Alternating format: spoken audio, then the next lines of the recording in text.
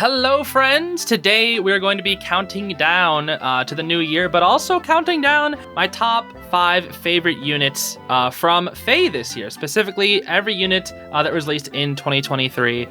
Here's like a big old graphic of every single unit that was released, uploaded by you Blazing Tacos 401 on the Fire Emblem Heroes Reddit. Big thanks to them for compiling this list of all the heroes as it's scrolling by right now.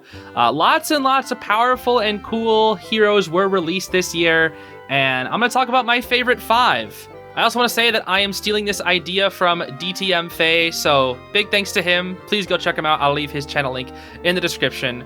But yeah, let's just start with number 5. So, for number 5, my 5th favorite character released in FEH of this year has got to be Fallen Chrom, or Risen King Chrom. A little different from the Cypher card, but he looks just as cool, dude, and I just love this dude, because we've been wanting Risen King Chrom in the game for so long, dude. He just looks so freaking cool, and the art does not miss, dude. He looks so awesome. I was really hoping he would be more of like a God Sword kind of infantry unit, but you know, God Swords have kind of been falling out of the meta, so maybe it's a bit better for him to not necessarily be that. But that Arcane Devourer Sword is really, really good for Inheritance. You know, being a rearmed hero, there is value in pulling for him. Even though he doesn't exactly have like the greatest skills, I still really enjoy using my Fallen Chrom. He can hit like a truck thanks to his positional skill, and overall he's just a blast to use, even if he is just a worse version of Brave Chrom. And despite waiting so long for him, he did not disappoint.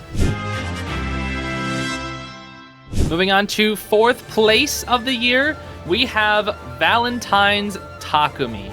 This is a unit that I actually do not have. In fact, I tried to pull for him when he came out, and I don't think I had many orbs ready for him. I was not really prepared for a character like Takumi getting an alt, which I really do love. I love Takumi, dude. I already have my Fallen Takumi built to +10, and he's mid because his refine sucks, but you know, we'll make him cook one day. But even though I do not have him, I really enjoy this alt. It's a very adorable alt. The clothes look just so fluffy and soft, like all the Valentine alts do. All the Valentine alts are just very, very good, and Takumi is no exception. He's a very speedy, like fast blue tank. I kind of wish he was more like offensive based, like not really a tank, I don't know. But it's cool to have like him mix it up a little bit. Being released alongside like Valentine Leo was really cool as well. I really wanted both of them, but Takumi is definitely one of my favorite characters like in all of Fire Emblem, and getting him an alt this year was really cool to see. Hopefully I can get him when he comes back around next time though. Moving on to 3rd place, we have my boy Alchrist. That's right, we were waiting for a long time before Alchrist got in the game. Like, before Alchrist came out, we were waiting so long in between engage banners, right? Because we had the very first one, then we waited a ton of time until we got Summer Ivy, which was one unit, and then we finally got the Brodia banner with like Diamant, Alchrist, Male Lear, Lapis, Citrine, stuff like that. And it took way too long, dude. It took way too long for him to finally come home. People were making jokes about how he had more arcane blue lances than we had engage banners. It was crazy, dude. It was actually crazy. Oh, what a time in FEH, dude. What a time in FEH. But when Alchrist finally released, I was a little worried. I was a bit skeptical once I found out that he was a rearmed hero, because rearmed heroes tend to have like somewhat subpar skills, and the bow was good, but didn't really feel like it was insane. But it was all thanks to his exclusive skill, Get Behind Me, when my fears were quickly diminished, due to the fact that it has no guard built into it, and it reduces 30% of the foe's defense at the start of combat, which was just absolutely amazing. It just absolutely makes Alchrist hit like a truck, especially for those insanely defensive units. Like, he can actually kill units like Brave Dimitri and whatnot. And being able to charge up his specials really, really fast with the Flash Sparrow, and then just absolutely obliterate somebody with Deadeye. Oh, it just feels so good, dude. And plus, having no guard built into it means you just can't have your specials reduced. He basically just initiates and kills you because he also has Desperation in his weapon. He just kind of walks up to you and kills you, and I absolutely love that about him, because Alchrist is probably my favorite character from Fire Emblem Engage, and I'm really happy that he was quite powerful here as well. Definitely worth the wait. Now, as for 2nd place, before I mention who it is, I just want to say that if it weren't for somewhat recent banners, this is kind of a bit of a spoiler, but if it weren't for somewhat recent banners, this unit would have been my favorite unit of this year. But the end of the year sort of changed that. Either way, in second place, we have T. Lysithea. Now, Lysithea is one of my favorite characters from Fire Emblem Three Houses, so I'm automatically gonna like her. But I also just love the aesthetic of the Tea Time banner, fitting like the, you know, Tea Time from Fire Emblem Three Houses. But it also, at least for me, feels like the spiritual successor to the Picnic banner. The Picnic banner is my favorite theme in the entire game. Everybody just has these really nice outfits on. It's such an adorable and cozy themed banner. And I really wish they would have brought it back one year, but they never have. And for me, at least, the Tea Time banner sort of feels like a spiritual successor to the Picnic banner. So having a banner theme that I really like on a character that I really like, on top of the fact that she's absolutely insanely powerful, like, yeah, I'll take it, dude. That's all very awesome. Like, she has Desperation 4, she can just hit you so hard. The Mastermind of the A skill just gives her a ton of attack and speed and whatnot.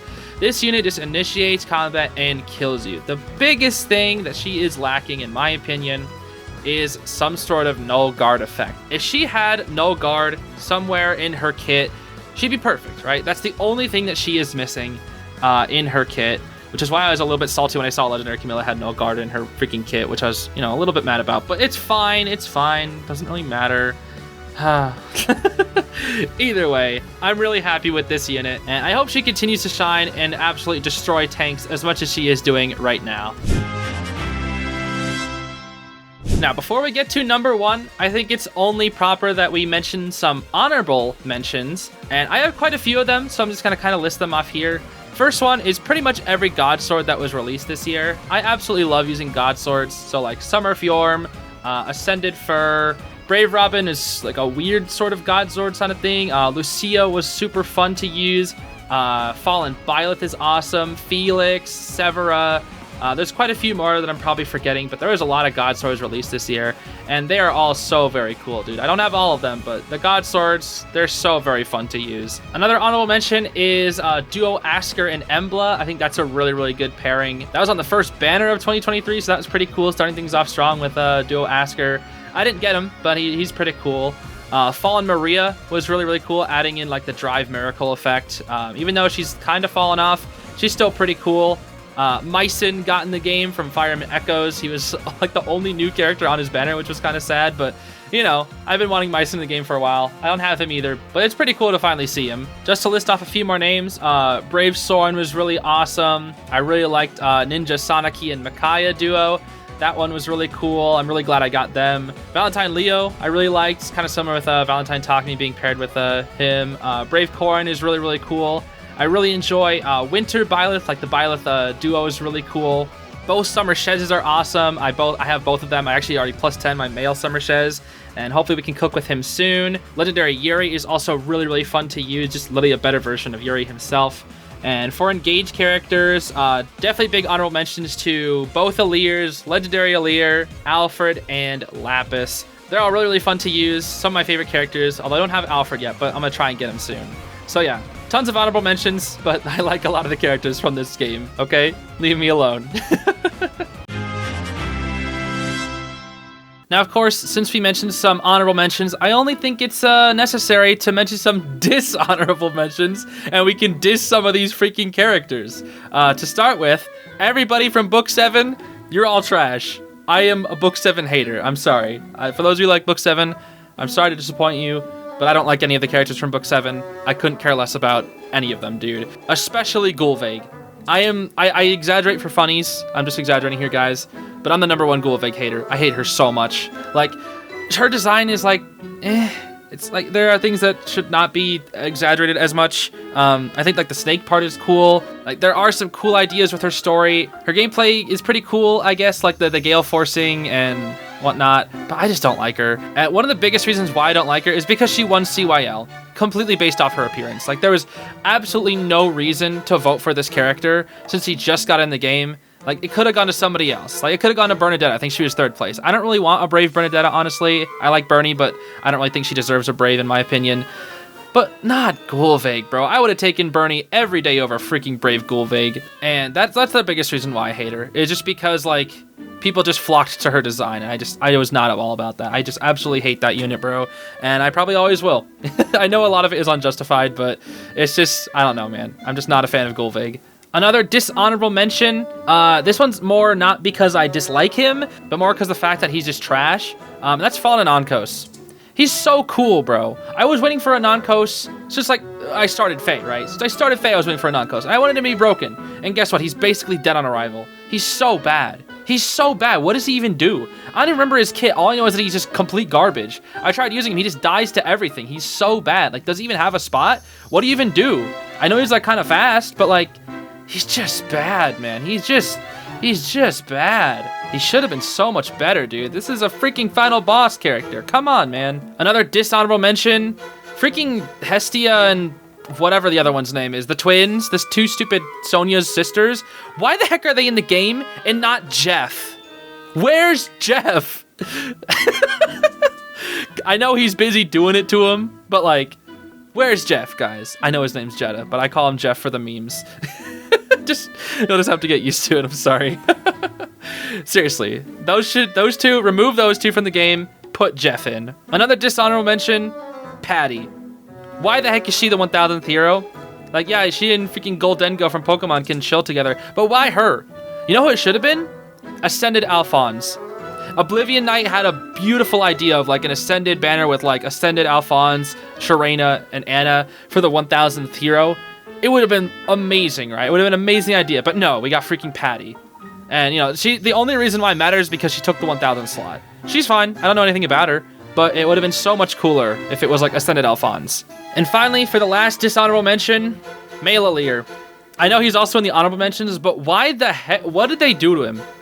First off, why did they give him mid skills in comparison to female Leer? He's just a worse version of. I know he's free, but like, couldn't you have? Who cares if he's free? You give us a free unit that's broken every year. Like Ratatosker is pretty good. Why couldn't Male Leer be good? Oh, Green Feud 3. Thanks. Attack Speed Ideal 4. Thanks. Oh, what's that? Repel 4. The worst version of like the damage reduction B skills. Thanks. Why couldn't he be better? Seriously, I know he's got the same weapon. You can just change the skills, but like, bruh, he should have been like busted on arrival. Like, no, you shouldn't have had to give him different skills. Like, give him attack speed finish. Like, what are you doing? Stupid. Also, the fact, why did he release on the Brodia banner? He should have been free when the game came out, just like male Byleth. What's up with that? Why'd you wait half a year? There's no point. Why do we get 5 orbs only for buying Fireman Gauge? It should have been a free male Leer, which everybody got, but like, we should have...